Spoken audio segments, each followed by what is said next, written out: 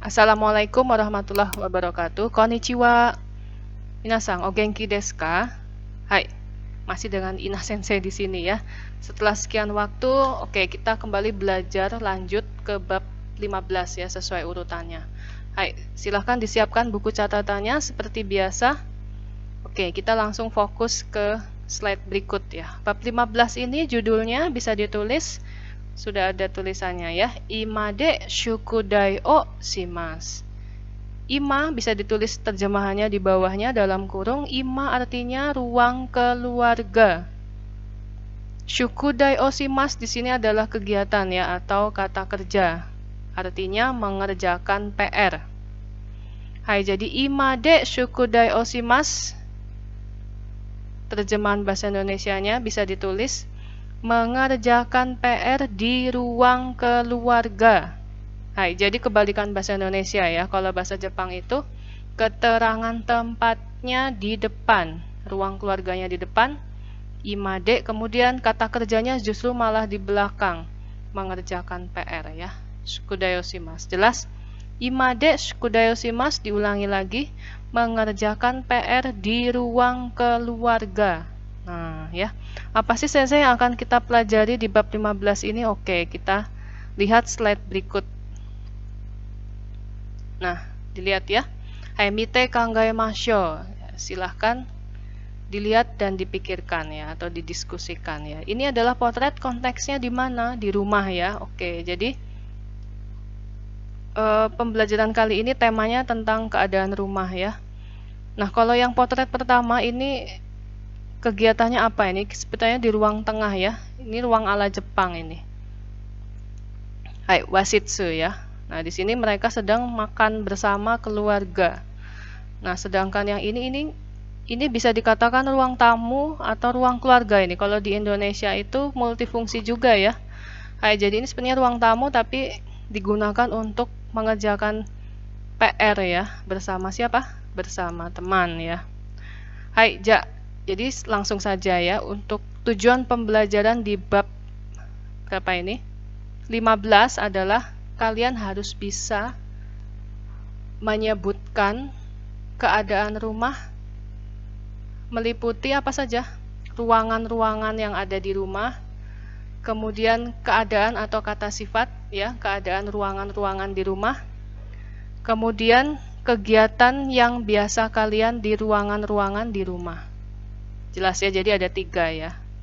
Tujuan pembelajaran di bab 15 ini, kalian harus bisa menyebutkan rumah, keadaan rumah ya, meliputi ruangan-ruangan apa saja sih yang ada di rumah? 1. Yang kedua, keadaan ruangan-ruangan di rumah ya. Misalnya terang, sepi, dan lain sebagainya ya. Kemudian yang ketiga itu kegiatan apa saja sih yang kalian lakukan di ruangan-ruangan tersebut dalam bahasa Jepang. Jelas ya? Oke, kita lanjut. Nah, untuk pertama kali Sensei akan mengajarkan sebutan ruangan-ruangan yang ada di rumah dalam bahasa Jepang. Wah, banyak ya, ada beberapa di sini. Hai, silahkan disimak gambar berikut. Nah, di sini yang diajarkan, yang harus kalian hafalkan itu ada 6 kosakata ruangan yang ada di rumah ya.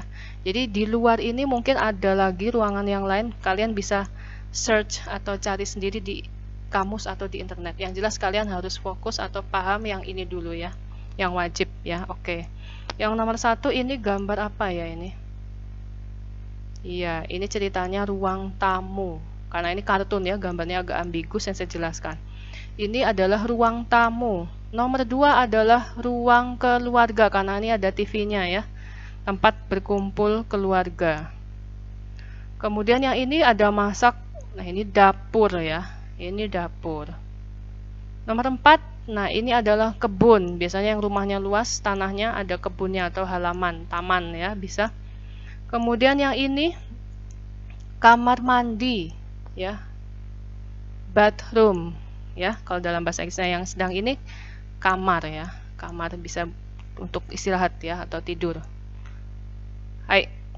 Nah, karena ini nanti yang akan kalian pelajari adalah bagaimana sih menyebutkan kegiatan di sebuah ruangan. Jadi sekaligus dikasih kalimatnya ya. Hai, kalimatnya silahkan didengarkan dulu ya. Hai, ja, minasan kite kudasai. 1、客間客間です客間でします Hai, silahkan mite kudasai, dilihat. Nah, bahasa Jepangnya ruang tamu adalah kyakuma. Nah, bisa dicatat ya. Ruang tamu bahasa Jepangnya kyakuma. Nah, tadi kalau kalian perhatikan kalimat terakhir adalah kyakuma de shimasu. Nah, de shimasu. Shimasu itu melakukan kegiatan ya. Jadi kalimatnya kyakuma de shimasu artinya adalah melakukan kegiatannya di ruang tamu. Kenapa kok langsung berupa pola kalimat seperti itu, Sensei? Karena ini nanti mengarah ke tujuan pembelajaran di bab 15 ya. Kalian harus bisa menyebutkan kegiatan yang biasa kalian lakukan di rumah di salah satu ruangan di rumah ya. Jelas ya. Jadi kalau untuk ruang tamunya saja itu bahasa Jepangnya kyakuma. Kyakuma. Nah, saya biasa melakukan kegiatan di ruang tamu jadinya kyakuma de shimasu. Itu ya, kyakuma de shimasu. Di sini belum saya munculkan tulisannya. Hai, next berikutnya. Bagaimana kalau melakukan kegiatannya di ruang keluarga? Hai, ruang keluarga bahasa Jepangnya silahkan didengarkan. 2、今今です今でします Hai, ruang keluarga itu bahasa Jepangnya ima. Ima. Hai. Jadi saya melakukan kegiatannya di ruang keluarga. Bagaimana bahasa Jepangnya? Ima de shimasu. Ima de shimasu. Itu ya. Kemudian nomor 3 dapur. Apa ya dapur? 3、台所台所です台所でします Hai. Nah, saya melakukan kegiatannya di dapur. Dapur bahasa Jepangnya daidokoro. Biasa ya, daidokoro. Jadi kalimat komplitnya daidokoro de shimasu. Daidokoro de shimasu. Hai, berikutnya taman atau kebun. 4、庭庭です庭でします Hai, jadi kebun atau pekarangan halaman, taman itu adalah niwa. Niwa. Nah, saya melakukan kegiatannya di kebun atau di pekarangan rumah bahasa Jepangnya niwa de shimasu. Niwa de shimasu. Hai, jelas ya. Berikutnya bathroom atau kamar mandi. 5、バスルームバスルームですバスルームでします Hai, karena ini memakai pola kalimat asing atau serapan dari bahasa Inggris ya, jadi pakai katakana. Nah, bathroom jadinya basurumu, basurumu. Hai, saya melakukan kegiatannya di kamar mandi, berarti basurumu de shimasu. Sementara kegiatannya tidak disebutkan ya, karena belum diajarkan. Jadi diseragamkan shimasu semua. Basurumu de shimasu. Kemudian terakhir kamar tidur ya cenderungnya. 6、私の部屋私の部屋です